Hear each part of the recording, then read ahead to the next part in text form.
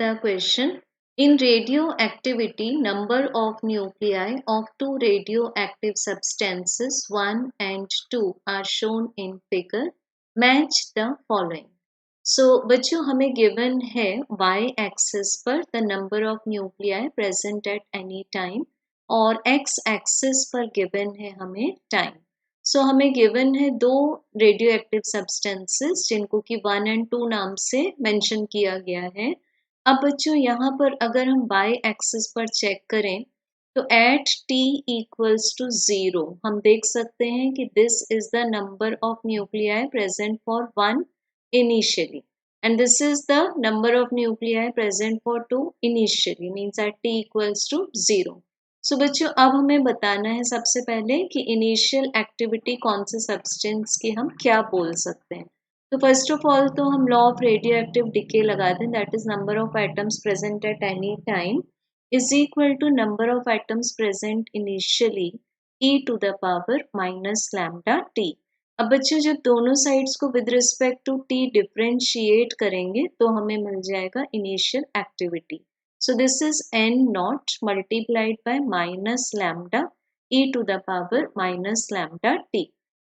So बच्चों यहाँ से हम देख सकते हैं कि लैम्डा के लिए कुछ भी हमें अभी फिलहाल गिवन नहीं है, टाइम t के लिए भी गिवन नहीं है. बस हम इतना जानते हैं कि number of atoms for 2 initially is more than number of atoms for 1 initially and T1 and T2 के लिए हमें कोई भी रिलेशनशिप गिवन नहीं है. सो हम इनिशियल एक्टिविटी के लिए कुछ भी डेटा नहीं बता सकते. सो बच्चों ए का आंसर आ जाएगा R. तो ए की मैचिंग हो जाती है R से. अब बी में हमें बताना है हाफ लाइफ के बारे में हम क्या बोल सकते हैं. तो फर्स्ट ऑफ ऑल देखेंगे बच्चों, half life is that life period in which the number of atoms remain half of the initially present atoms. तो अगर हम n1 का हाफ करेंगे तो हमें इसका हाफ लाइफ पीरियड अबाउट इस पॉइंट पर मिल जाएगा. This will be t1 half. And अगर बच्चों n2 का हम हाफ मान लेंगे इस पॉइंट को तो हम देख सकते हैं कि यहाँ पर हमें मिलेगा ये जो पॉइंट है t2 का हाफ लाइफ पीरियड. तो हम देख सकते हैं डेफिनेटली कि जो सेकेंड सब्सटेंस है उसका हाफ लाइफ पीरियड ज़्यादा है. इट मीन्स क्या बोल सकते हैं हम, T2 का हाफ लाइफ पीरियड T1 के हाफ लाइफ पीरियड से ज़्यादा है.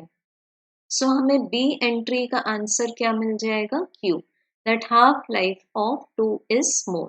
अब देखेंगे बच्चों एंट्री नंबर C के लिए.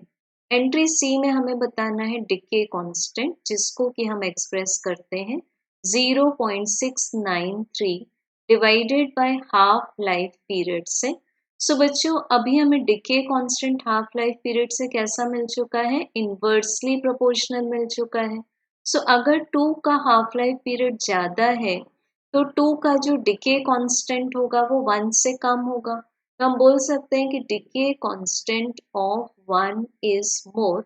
सो हमें सी एंट्री का आंसर मिल जाता है पी. सो बच्चों करेक्ट सीक्वेंस आता है RQP. So correct answer will be option number 3. Thank you.